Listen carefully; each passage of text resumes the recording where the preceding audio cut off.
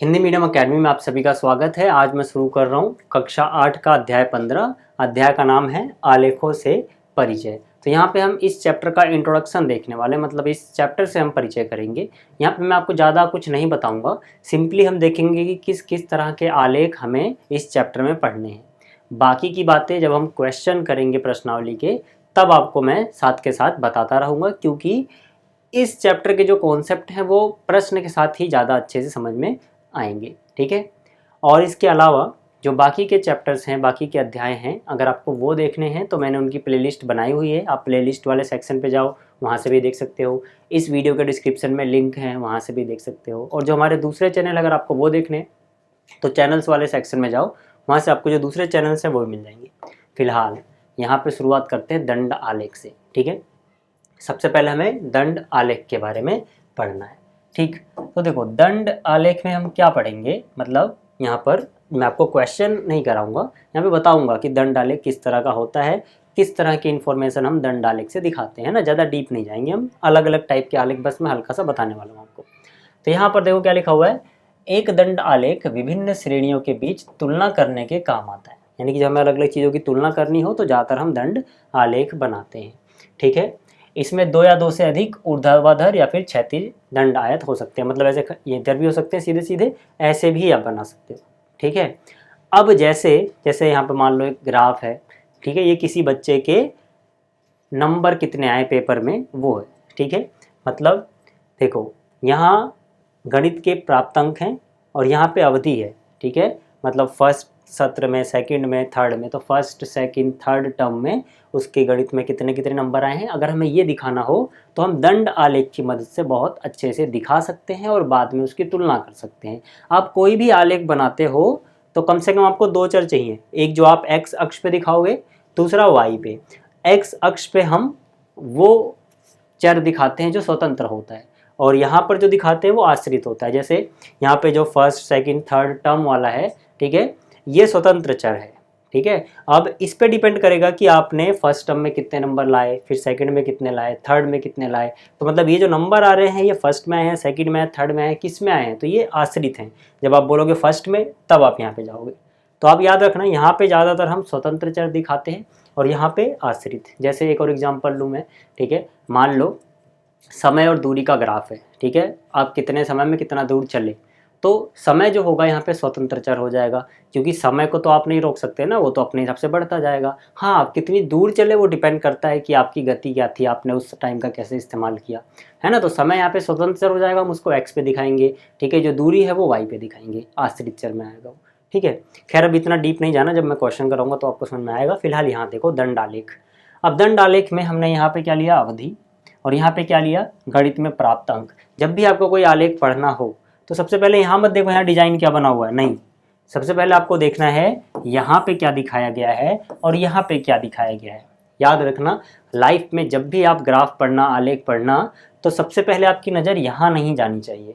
सबसे पहले आपकी नज़र जानी चाहिए यहाँ पे क्या चीज़ दिखाई जा रही है और यहाँ पे क्या चीज़ दिखाई जा रही है। जब आपके दिमाग में ये दो बातें क्लियर हो जाएं, उसके बाद अगर आप इसको देखोगे तब आपको चीज़ें ज़्यादा अच्छे से क्लियर होंगी। जैसे यहाँ पे मैंने क्या बोला, देखो यहाँ पे अवधि, मतलब कौन सा सत्र में आपने पेपर दिया है या किसी बच्चे ने पेपर दिया है, फर्स्ट सेकंड थर्ड, और यहाँ पे है गणित में प्राप्त अंक। तो हमें एक बात पता लग जाएगी, अच्छा इधर देखेंगे तो हमें पता लगेगा कौन सा टर्म था, फर्स्ट सेकंड थर्ड, और हम वाई पे देखेंगे तो हमें पता लग जाएगा कितने नंबर आए। अब जैसे अगर आपसे कोई पूछता है कि उस बच्चे के फर्स्ट टर्म में कितने नंबर आए थे, तो आपको पता है फर्स्ट टर्म तो इधर लिखा हुआ है, नंबर इधर लिखे हुए हैं ना, तो आप देखोगे ये दंड आलेख कितना ऊपर तक गया है, यहाँ तक गया है, तो इसकी ऊंचाई आप इधर डालोगे अगर आपको नंबर देखना है तो, क्योंकि इधर नंबर है, इधर अंक है। तो यहाँ पे कितना आ रहा है, 20, 30 के बिल्कुल बीच में क्या आएगा, 25। तब आप कह दोगे यार उसके फर्स्ट टर्म में 25 नंबर आए थे, सिंपल सी बात है। अगर आपसे कोई पूछे सेकंड में कितने आए थे बता दो, ठीक है, तो सेकंड में ये रहा। अब नंबर पूछा है ना, तो नंबर के लिए आप कहाँ पे देखोगे, नंबर तो वाई पे है ना, तो वाई पे देखोगे, इधर से वाई की तरफ सीधा। कितने आए, 30। अगर कोई कहे कि उस बच्चे के 45 नंबर किस टर्म में आए थे, किस सत्र में आए थे, 45 नंबर उसने बताया और सत्र आपसे पूछा कि किस सत्र में आए थे, तो नंबर बताया, पहले नंबर ढूंढो 45 कहाँ पे है, तो 50 और 40 के बीच में यहाँ पे 45 होगा। सत्र पूछा है, सत्र तो इधर है, तो यानी कि आप इससे सीध में यहाँ पे जाओगे, फिर देखोगे कहाँ आ रहा है सत्र, थर्ड सत्र में उसके 45 आए थे। तो इस तरह से ये दंड आलेख काम करता है। अब इनकी आप तुलना कर सकते हो आसानी से, है ना, दंड आलेख से। जैसे आपसे कोई पूछे कि बताओ बच्चे के नंबरों में पहले से सुधार हो रहा है या फिर और ख़राब हो रहा है, तो आपको कोई सुधार हो रहा है ना। क्यों? क्योंकि यार पहले उसके कम नंबर थे, फिर ज़्यादा हुए, फिर और ज़्यादा हो गए ना, तो बढ़ती जा रही है ना उसके नंबरों की परफॉर्मेंस, मतलब उसकी जो परफॉर्मेंस है वो बढ़ रही है। ठीक है, तो मतलब उसमें सुधार हो रहा है, अच्छा कर रहा है पहले से वो। ठीक, तो इस तरह से हम तुलना कर सकते हैं अलग अलग चीज़ों के बीच में। ठीक है, कि सेकंड टर्म में फर्स्ट से अच्छे हैं, थर्ड में सेकंड से अच्छे हैं। ठीक है, ये दंड आलेख दोहरा भी हो सकता है। तो यहाँ पे हम बात करेंगे अब दोहरे दंड आलेख की। दोहरा का मतलब क्या कि एक ही ग्राफ पे आप एक साथ दो दो चीज़ें दिखा रहे हो और आपने कुछ निशान ऐसे मार्किंग कर दिए कि हाँ भाई ये इसका है, ये इसका है। जैसे मुझे नहीं पता कैमरे में बिल्कुल ये सही दिख रहा है या नहीं, बट आप देखोगे तो ये थोड़ी ज़्यादा गाढ़ा है, ये थोड़ा हल्का है। तो यहाँ पे आपको मार्किंग करनी होती है कि गाढ़ा वाला सोमवार का डाटा दिखा रहा है और ये वाला मंगलवार का। ठीक है, दूसरी बात मैंने क्या कही थी कि अभी पहले आपको इस डिजाइन पे ध्यान नहीं देना है, आपको बस ध्यान देना है कि इधर क्या है और इधर क्या है। तो यहाँ पे देखो इधर क्या है, इधर फल है। ठीक है, इधर क्या है, इधर है फल, यहाँ पे आप देखो। और वाई पे क्या है, वाई पे है कितनी बिक्री हो रही है, और बिक्री किस में दी गई है, किलोग्राम में। तो दो बातें क्लियर हो गई, हम इधर देखेंगे हमें पता लगेगा कौन सा फल था, इधर देखेंगे तो हमें बिक्री किलोग्राम में मिलेगी। तीसरी चीज इसमें क्या है, एक सोमवार का डाटा है या मंगलवार का है। कैसे पता लग रहा है, यहाँ से देख के कि भाई यहाँ पे बताया गया है कि सोमवार के लिए ज़्यादा गाढ़ा है और मंगलवार वाला ग्राफ थोड़ा हल्का होगा। ठीक है, जैसे देखो अगर आपसे कोई पूछे कि भाई सोमवार को कितने आम बिके थे, सोमवार को कितने आम बिके थे, सोमवार का कलर ये है, यानी कि ये जो ग्राफ है, ठीक है इसको लाल से दिखाऊं, ये वाला जो ग्राफ है ये सोमवार का है। ठीक है ना, ये किसका है, ये सोमवार का है। सोमवार को कितने आम बिके थे के लिए क्या करोगे, यहाँ पे देखोगे कितना आ रहा है, यहाँ पे आ रहा है ना। तो यहाँ पर है 15 किलो और यहाँ पर है 20 किलो। तो 15 और 20 के बीच में कितना आएगा, 17.5 किलो के आसपास, है ना, बिल्कुल बीचों बीच है उसके। तो इतने 17.5 किलो बिक्री हुई थी आम की, कब, सोमवार को। अगर आपसे कोई पूछ ले मंगलवार को कितनी हुई थी, तो फिर भैया मंगलवार का ये रहा, मंगलवार को किसकी, आम की। तो आम पे आओ, ये रहा मंगलवार। ठीक है, कितनी हुई थी, यहाँ पे आ जाओ। ठीक है, 20-25 के बीच में कितना, 22.5 किलो, है ना। तो इस तरह से आपसे कुछ भी पूछे आप बता सकते हो। तो ये क्या है, ये दोहरा दंड आलेख है। ठीक है, अब इसके बाद चलो ये हम डिटेल में करेंगे जब प्रश्न करेंगे, भी हल्का हल्का एक ओवरव्यू दे रहा हूँ मैं कि हमें क्या क्या पढ़ना है। ठीक है, अब हम बात करते हैं जरा वृत्त चित्र की से वृत्त आलेख, पाई ग्राफ या पाई चार्ट भी बोलते हैं। ठीक है, तो इसके बारे में क्या है, तो वृत्त आलेख जो होता है आपको याद रखना, ये तब ज़्यादा उपयोगी होता है जब किसी एक संपूर्ण के विभिन्न भागों की तुलना आपको करनी हो। मतलब आपके पास कोई एक चीज़ है वो अलग अलग हिस्सों से मिलके बन रही है। ठीक है, और उसमें कौन सा हिस्सा कितना % है, अगर आपको ये दिखाना है तो यहाँ पे पाई चार्ट ज़्यादा उपयोगी होता है। जो यह उदाहरण है इसको छोड़ दो, से सिंपली आप समझो, आपके पास मान लो 3 सब्जेक्ट हैं।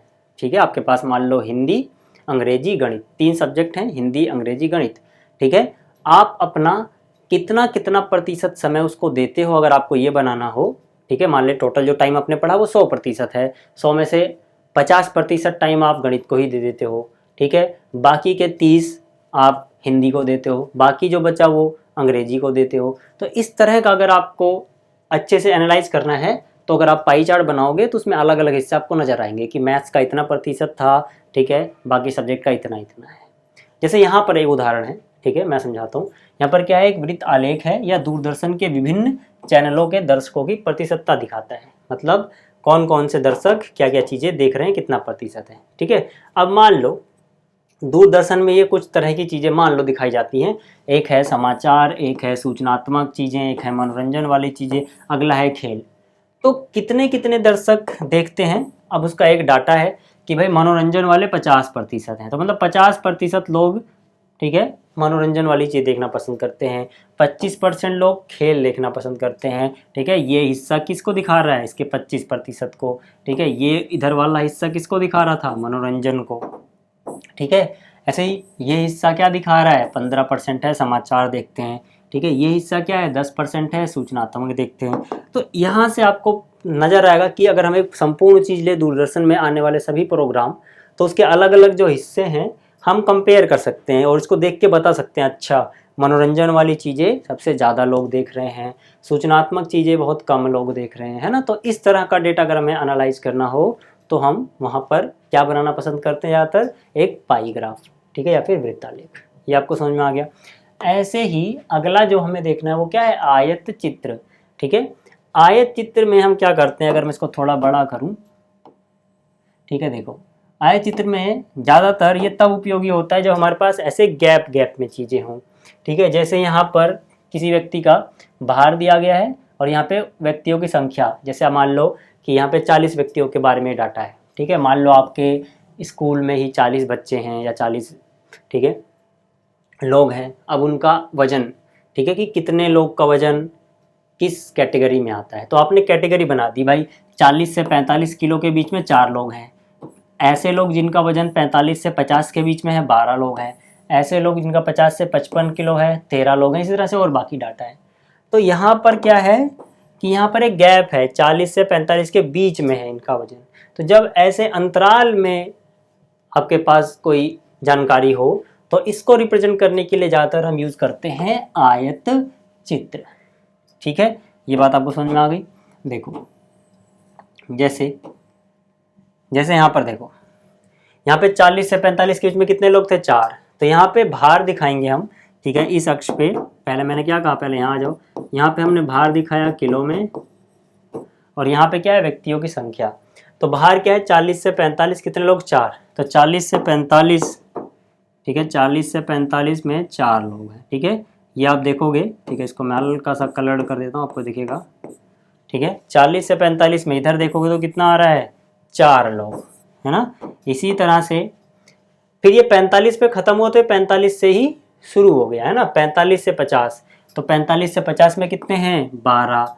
तो देखो 45 से 50 में कितने लोग, 12, ठीक है। तो ये आयत चित्र होता है, दंड आलेख की तरह ही दिखता है ये, लेकिन यहाँ पर देखो क्या हो रहा है, यहाँ पर क्या हो रहा है, यहाँ पर अंतराल में चीज़ें दी गई हैं, 40 से 45, 45 से 50। तो इस तरह से जुड़ा रहेगा, ठीक है। इसी तरह से आगे का डाटा होगा, ठीक, कि 55 से इसके बीच में इतने, ठीक है, 50 से 55 के बीच में 13। तो 50 से 55 के बीच में 13 चले जाओगे, ठीक है। ये हो गया 50 से 55 के बीच में 13, कहाँ दिखेगा, इधर, ठीक है, 12 और 14 के बीच में 13।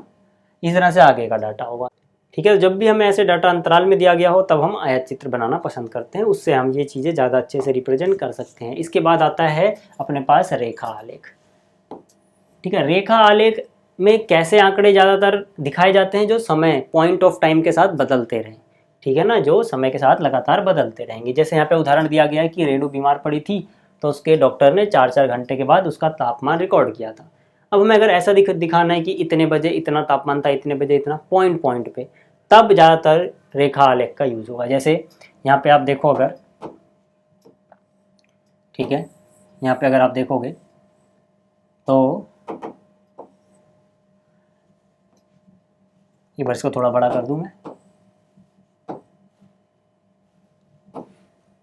देखो यहाँ पर क्या है, यहाँ पर है 6 बजे जो तापमान था वो 37 डिग्री सेल्सियस था।